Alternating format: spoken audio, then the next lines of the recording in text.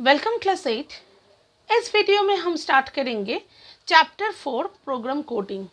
Already Bengali में up to page number 90 तक discuss कर दिए, लेकिन कमेंट आ रहा है कि मैम हिंदी में डिस्कस कीजिए पेज नंबर 56 से अप टू पेज नंबर 90 तक, तो इसलिए आज हम हिंदी में डिस्कस करेंगे। ठीक है, तो इसलिए इस चैप्टर को अब हम हिंदी में डिस्कस करेंगे। ठीक है, तो चलो शुरू करते हैं। Chapter 4 program coding, unit 1 data types in Java. Language is a medium of communication. If you want to convey your thought to your friends, then you need a language. तो लैंग्वेज क्या है? ये मीडियम ऑफ कम्युनिकेशन है। ठीक है, without language हम easily communicate नहीं कर सकते। थ्रू लैंग्वेज हम अपने थॉट्स को इजीली शेयर कर सकते हैं फ्रेंड्स के साथ। This language must be commonly known by both of you. वो तो सही बात है कि जो पर्सन कम्युनिकेट कर रहा है और जिसके साथ कम्युनिकेट कर रहा है, इन दोनों को एक कॉमन लैंग्वेज नोन होना चाहिए। अगर हम जो बोल रहे हैं वो दूसरे पर्सन को समझ में नहीं आ रहा है या वो पर्सन वो लैंग्वेज नहीं जानता, तो वो कुछ समझ ही नहीं सकते, है ना। और वो जो बोल रहा है वो भी मुझे समझ में आना चाहिए, तो इसलिए बोल रहा है कि कॉमन लैंग्वेज एक जानना बहुत ज़रूरी है।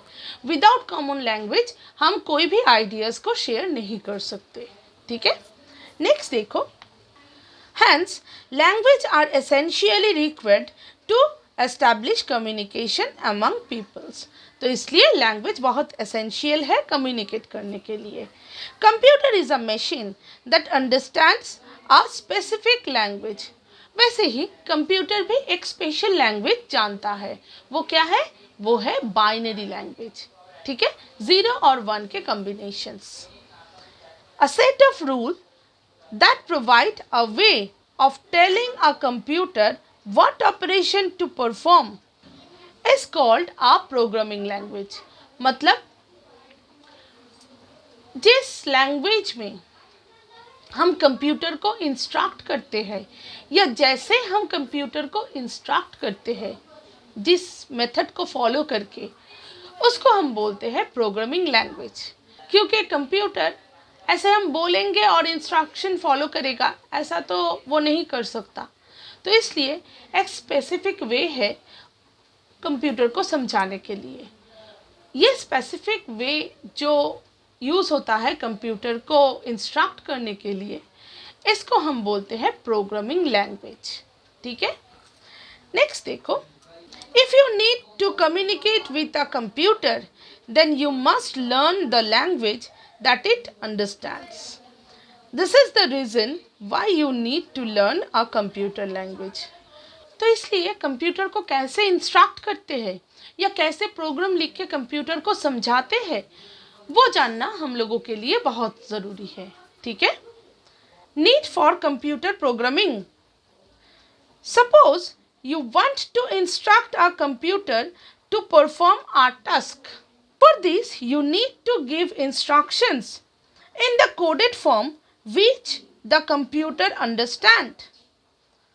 तो देखो क्या बोल रहा है कि suppose you want to instruct the computer to perform a task. मान लो कि तुम्हें कंप्यूटर को इंस्ट्रक्ट करना है कोई टास्क परफॉर्म करने के लिए। For this, you need to give instruction in the coded form which the computer understands. तो इसलिए तुम्हें वही बाइनरी कोड यूज करके प्रोग्राम लिख के कंप्यूटर को समझाना पड़ेगा। Thus, a sequential set of instructions coded in a computer language that are given to perform a specific task is known as a program. तो इसलिए जो सेट ऑफ इंस्ट्रक्शंस को लिख के कंप्यूटर को इंस्ट्रक्ट किया जाता है कुछ स्पेसिफिक टास्क के लिए, उसी सेट ऑफ इंस्ट्रक्शंस को एक साथ प्रोग्राम बोलते हैं। ठीक है, computer programming is needed because It regulates the functioning of computer hardware or software components. तो कंप्यूटर प्रोग्रामिंग क्यों ज़रूरी है?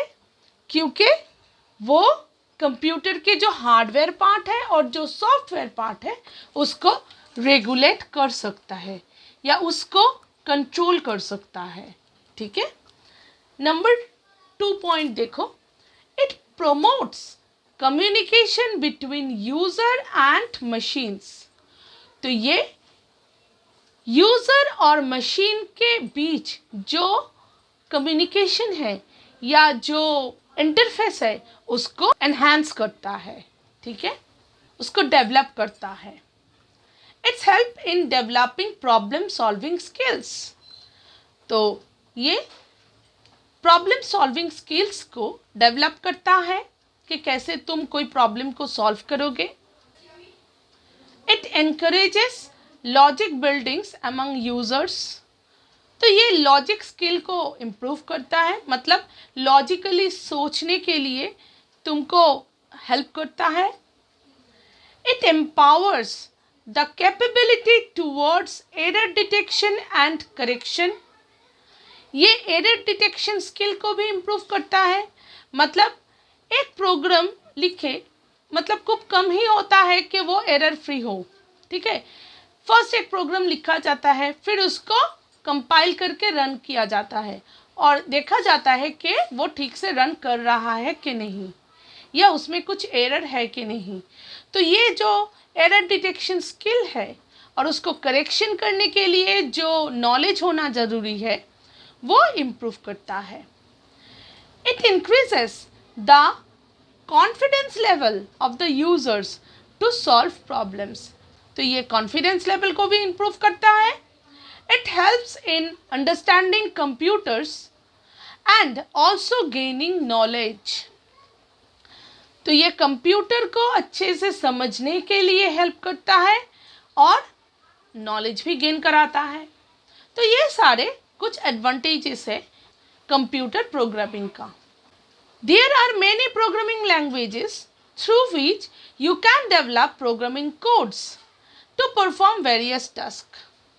Some of the latest computer languages available for coding a program are C, C++, Java, Python, and Visual Basic. In this chapter, you will learn about Java that allows you to code computer programming in an easy manner. बहुत सारे computer languages है, जैसे हम लोगों का भी बहुत सारे लैंग्वेजेस है. हिंदी है, इंग्लिश है, बंगालीज है या बाकी सारे स्टेट्स के स्टेट लैंग्वेजेस है. वैसे कंप्यूटर का भी बहुत सारे लैंग्वेज है. ये सारे लैंग्वेजेस को कंप्यूटर लैंग्वेजेस बोलते हैं. जैसे सी, C++, जावा, पाइथन, विजुअल बेसिक, ये सारे कंप्यूटर लैंग्वेजेस है. तो कोई भी लैंग्वेज को यूज़ करके तुम प्रोग्राम लिख सकते हो. ठीक है, और कंप्यूटर को इंस्ट्रक्ट भी कर सकते हो. Introduction to Java, a programming language.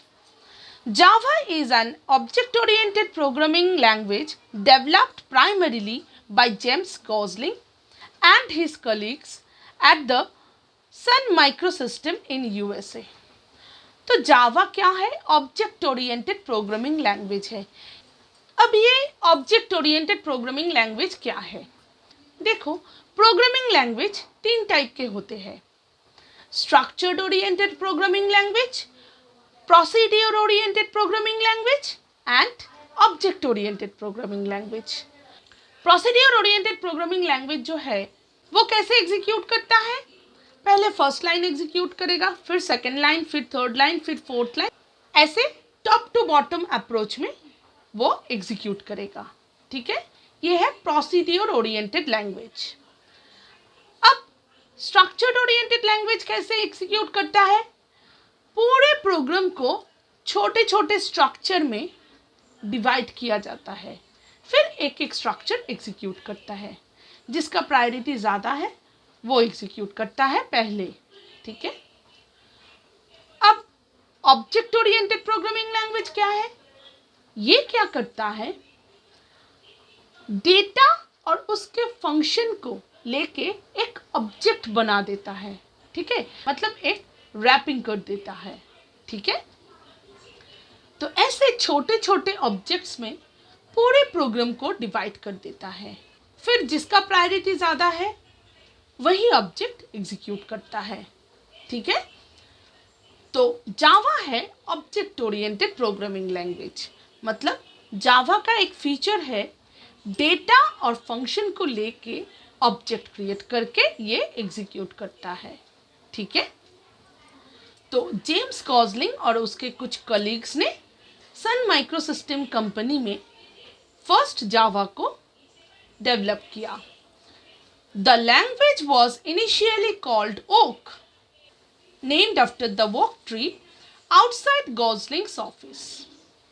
In 1991, the Sun Microsystem, Broomfield, Colorado, USA, developed a complete language as a part of its research work to develop the software for consumer electronics. It was developed as a full-fledged programming language in which one could accomplish the same kind of task and solve similar problems that one could do in other programming languages such as basic C++ etc.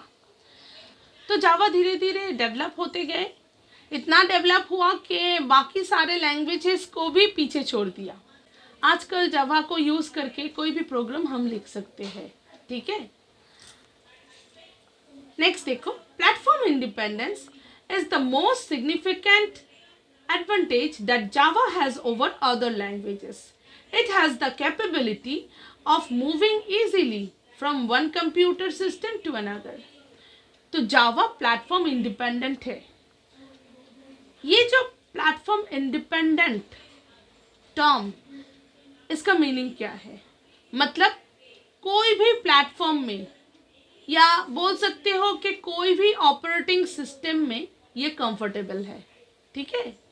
किसी भी machine में ये चल सकता है, किसी भी operating system में ये रन कर सकता है, तो इसलिए इसको बोलते हैं प्लेटफॉर्म इंडिपेंडेंट, जो अदर लैंग्वेजेस में उतना नहीं है, ठीक है। It has the capability of moving easily from one computer system to another. ये एक कंप्यूटर से दूसरे कंप्यूटर में मूव भी कर सकता है, ठीक है। जावा being an object-oriented programming language encapsulates many features of C++. Originally, Java was designed to execute applets that are downloaded while web browsing. मतलब C++ के कुछ फीचर्स तुम जावा में देख सकते हो, ठीक है। और जावा को मेनली एप्लेट्स बनाने के लिए, मतलब वेब रिलेटेड कुछ सॉफ्टवेयर्स है, वो सारे प्रोग्राम्स को बनाने के लिए यूज़ किया जाता है, ठीक है। नेक्स्ट देखो, gradually Java has been gaining wide acceptance as a programming language, very often replacing C और C++। तो जावा इतना पॉपुलर हुआ कि C और C++ को रिप्लेस कर दिया, ठीक है। तो ये था पेज नंबर 57। अच्छा, नॉलेज कॉर्नर में जेम्स गॉसलिंग के कुछ बायोग्राफी है, वो खुद पढ़ लेना, आई होप के समझ पाओगे। ऊपर में एक नॉलेज कॉर्नर है, देखो, coding means writing instruction in the language that the computer understands. आजकल बहुत ये टर्म चलता है कि कोडिंग सीखना। कोडिंग का मतलब है कंप्यूटर प्रोग्रामिंग सीखना, ठीक है।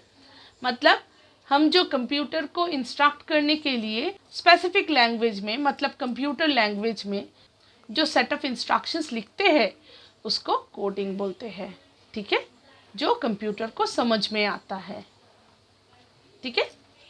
अब पेज नंबर 58 में जाओ। Basic features of Java. Java has the following features. Java is an object-oriented programming language. ये object-oriented programming language है. Java programs are both compiled and interpreted. मतलब ये जो सारे कंप्यूटर प्रोग्रामिंग है ये कंप्यूटर लैंग्वेज में लिखा जाता है, हाई लेवल लैंग्वेज में। और हाई लेवल लैंग्वेज में कुछ इंग्लिश वर्ड्स यूज़ होते हैं, ठीक है। ये तो बाइनरी लैंग्वेज नहीं है कि सिर्फ 0 और 1 के कॉम्बिनेशन होगा। तो high level language English like language है, ठीक है। मतलब इंग्लिश कुछ वर्ड्स उसमें यूज़ होते हैं, ठीक है, जो कंप्यूटर को समझ में नहीं आता, क्योंकि कंप्यूटर तो सिर्फ बाइनरी लैंग्वेज समझता है। लेकिन बाइनरी लैंग्वेज मतलब 0 और 1 में सारे इंस्ट्रक्शंस को लिखना, ये तो ह्यूमन बीइंग के लिए बहुत टफ है, हम लोगों के लिए तो याद रखना ही बहुत टफ है, इतना 0 और 1। तो इसलिए कंप्यूटर लैंग्वेज को थोड़ा डेवलप किया गया और हाई लेवल लैंग्वेज आया जो यूज़र फ्रेंडली है। मतलब हम लोग उसमें कंफर्टेबल है, हम लोग हाई लेवल लैंग्वेज में लिखा हुआ प्रोग्राम को समझ भी सकते हैं और उसमें लिख भी सकते हैं। लेकिन एक प्रॉब्लम है, वो क्या है? कंप्यूटर को समझ में नहीं आता। कंप्यूटर सिर्फ बाइनरी लैंग्वेज ही समझता है। तो इसलिए एक कन्वर्टर चाहिए जो हाई लेवल लैंग्वेज को बाइनरी लैंग्वेज में कन्वर्ट करेगा कि मशीन को समझ में आए, ठीक है। तो 3 टाइप के कन्वर्टर्स होते हैं। एक है कंपाइलर जो पूरे हाई लेवल लैंग्वेज में लिखा हुआ प्रोग्राम को एक साथ पढ़ के उसको बाइनरी में कन्वर्ट कर देता है और जो एरर्स है उसको दिखा देता है एक साथ। दूसरा है इंटरप्रेटर जो लाइन बाय लाइन कन्वर्ट करता है, ठीक है, लाइन बाय लाइन। मतलब फर्स्ट लाइन को बाइनरी में कन्वर्ट किया, फिर सेकंड लाइन को किया, फिर थर्ड लाइन को किया, ऐसे। अगर कोई एरर आया तो वहीं पे वो रुक जाएगा, यूज़र जब तक उस एरर को ठीक ना करे, ठीक है। जब ठीक कर देगा तब वो फिर से नेक्स्ट लाइन को एग्जीक्यूट करेगा। ये है इंटरप्रेटर। और एक कन्वर्टर है जो है असेंबलर, जो सिर्फ असेंबली लैंग्वेज को ही कन्वर्ट करता है बाइनरी में, वो हाई लेवल लैंग्वेज को कन्वर्ट नहीं कर सकता, ठीक है। तो ऐसे ही जावा में दोनों कन्वर्टर ही है, कंपाइलर भी है और इंटरप्रेटर भी है, ठीक है। कंपाइलर कंपाइल करता है और इंटरप्रेटर इंटरप्रेटेड करता है, ठीक है। It can access data from a local system as well as from the internet. ये लोकल सिस्टम से भी डेटा लेता है और इंटरनेट से भी डेटा लेता है, ठीक है। Java programming is written within a class. The variable and functions are declared and defined with a class. Java programs can create applets and applications like any other programming language. मतलब Java programming में class का use होता है। ये class क्या है ये आप लोग जब हम प्रोग्राम करेंगे तब समझोगे, ठीक है। अब सिर्फ ये जान लो कि क्लास का मतलब है ग्रुपिंग करना, मतलब सेट ऑफ स्टेटमेंट्स को लेके ग्रुप कर देना, ठीक है। फिर जब हम प्रोग्राम करेंगे तब तुम लोगों को समझ में आएगा कि व्हाट इज क्लास, ठीक है। नेक्स्ट देखो, the variable and functions are declared and defined with a class. तो प्रोग्राम में जितने सारे वेरिएबल्स यूज होंगे या फंक्शंस यूज होंगे वो सारे क्लास में डिफाइन करना पड़ेगा। मतलब पहले क्लास डिफाइन करना है, फिर वेरिएबल और फंक्शन को उस क्लास के अंदर डिफाइन करना है, ठीक है। ये सारे कॉन्सेप्ट जब हम प्रोग्रामिंग करेंगे तब समझ में आ जाएगा, ठीक है। अब सिर्फ इतना जान लो कि क्लास के अंदर वेरिएबल और फंक्शंस को डिफाइन किया जाता है, ठीक है। जावा programmes can create एप्लेट्स and applications like any other programming language. Java program एप्लेट्स भी क्रिएट कर सकता है और एप्लीकेशंस भी क्रिएट कर सकता है, मतलब ऑनलाइन प्रोग्राम्स भी क्रिएट कर सकता है और ऑफलाइन प्रोग्राम्स भी क्रिएट कर सकता है. ठीक है. Next, Java doesn't require any preprocessor और inclusion of header files for creating a Java application program. तो जावा में कोई हेडर फाइल्स या प्री प्रोसेसर को इंक्लूड करना नहीं पड़ता. ठीक है. Next, Java is case sensitive. As a programming language, the upper case and lower case letter are distinguished by the language. मतलब जावा एक केस सेंसिटिव प्रोग्राम है. जावा लैंग्वेज में अपर केस का अलग मीनिंग है और लोअर केस का अलग मीनिंग है. मतलब जब तुम कैपिटल लेटर में कुछ लिखोगे तब उसका मीनिंग अलग होगा और जब तुम स्मॉल लेटर में लिखोगे तब उसका मीनिंग कुछ और होगा. ठीक है. तो जावा एक केस सेंसिटिव प्रोग्राम है. जहां पे स्मॉल लेटर्स का यूज होना चाहिए वहां पे स्मॉल लेटर्स ही लगेगा. जहां पे कैपिटल लेटर यूज होना चाहिए वहां पे कैपिटल लेटर ही देना पड़ेगा. ठीक है. तो ये सारे बेसिक फीचर्स थे जावा के. नेक्स्ट देखो, compiler and interpreter. All high level languages, that is HLL. HLL high level language का शॉर्ट फॉर्म है. ठीक है. Need to be converted to machine code. वो तो हमने अभी बोले कि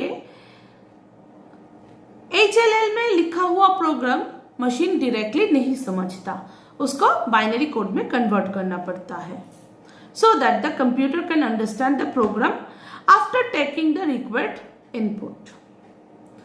नेक्स्ट देखो क्या बोला है. The computer processes the program to show the desired result. फिर प्रोग्राम लिखने के बाद कंप्यूटर क्या करता है, उसको प्रोसेस करता है प्रोग्राम को डिजायर्ड रिजल्ट देने के लिए. If the program is error free, अगर एरर फ्री प्रोग्राम हो तो कंप्यूटर प्रोसेस करके डिजायर्ड रिजल्ट देगा. लेकिन अगर एरर आया तो क्या होगा, देखो, otherwise the errors are to be corrected to execute the program successfully. अगर एरर डिटेक्ट हुआ तो एरर को करेक्ट करने के लिए बोलेगा. ठीक है. अगर करेक्ट कर दिया यूजर ने तो फिर सक्सेसफुली रन होगा और डिजायर्ड रिजल्ट मिलेगा. ठीक है. The conversion of high level language to the machine level language, that is MLL, can be done in 2 possible ways, either by using a compiler or an interpreter. तो ये जो conversion है high level languages से machine level language में, मतलब binary language में, ये 2 वे में हो सकता है. एक थ्रू कंपाइलर, दूसरा थ्रू इंटरप्रेटर. ठीक है. The software by which the conversion of high level instruction is performed line by line to a machine level language is known as interpreter. तो इंटरप्रेटर क्या करता है, लाइन बाय लाइन एग्जीक्यूट करता है. मतलब पहले फर्स्ट लाइन को convert किया, फिर सेकंड लाइन को कन्वर्ट किया, फिर थर्ड लाइन को कन्वर्ट किया, ऐसे कन्वर्ट करता है. अगर कोई एरर आया या कोई एरर डिटेक्ट हुआ तो वहीं पे इंटरप्रेटर रुक जाएगा जब तक यूजर उसको ठीक ना करे. ठीक है. जब ठीक कर देगा तब फिर से 4th line, 5th line, 6th line ऐसे एग्जीक्यूट करेगा. ठीक है. तो ये है interpreter, line by line convert करता है. देखो वही यहाँ पे बोला है, the software by which the conversion of high level instructions is performed line by line to the machine level language is known as an interpreter. If an error is found in any line, the execution is stopped till it is corrected. वही बोले, जब तक error को correct नहीं करेंगे तब तक interpreter उस लाइन पे ही वेट करेगा। This process of correcting errors is easier but the program takes a longer time to be executed successfully. तो ये जो प्रोसेस है इंटरप्रेटर का, ये ईजियर है लेकिन ये बहुत टाइम कंज्यूमिंग है। मतलब एक एक लाइन एग्जीक्यूट करेगा, अगर एरर आया तो वहीं पे वेट करेगा जब तक यूजर उसको ठीक ना करे। तो ये बहुत टाइम कंज्यूमिंग है, ठीक है। However, if all the instruction can be converted to machine level language at once and all the errors are listed together, then the software is known as compiler. लेकिन कंपाइलर क्या करता है? पूरे programme को एक साथ बाइनरी कोड में convert कर देता है, ठीक है। जो एरर आएगा उसका एक लिस्ट लास्ट में यूजर को दिखाएगा कि देखो ये सारे एरर्स है, तुम एक एक करके ठीक कर दो, ठीक है। तो कंपाइलर इंटरप्रेटर से फास्टर है क्योंकि कंपाइलर एक साथ प्रोग्राम को कन्वर्ट कर देता है, फिर एक साथ यूजर को एरर लिस्ट दिखा देता है, ठीक है। This process is much faster but sometime it becomes difficult to debug all the errors together in the program. ये बहुत फास्टर है लेकिन कभी कभी प्रॉब्लम होता है कि एक साथ इतने सारे एरर्स, तो उसको हैंडल करना बहुत टफ हो जाता है कि किस लाइन में एरर है ये समझना प्रॉब्लम होता है, ठीक है। Therefore, a compiler is a system program that translates the instructions of a high-level language to a machine language. तो कंपाइलर क्या है? एक सिस्टम प्रोग्राम है जो हाई लेवल लैंग्वेज को मशीन लेवल लैंग्वेज में कन्वर्ट करता है। A program which is input to a compiler is called a source program. This program is now converted to a machine level language by a compiler and is known as the object program or the object code. तो जो high level language में लिखा हुआ programme है वो source program है, ठीक है। और जो after conversion machine level language में प्रोग्राम क्रिएट हुआ वो हो गया ऑब्जेक्ट कोड, ठीक है। तो यहाँ पे एक डायग्राम दिया है, देखो, high level language arrow compiler arrow machine language.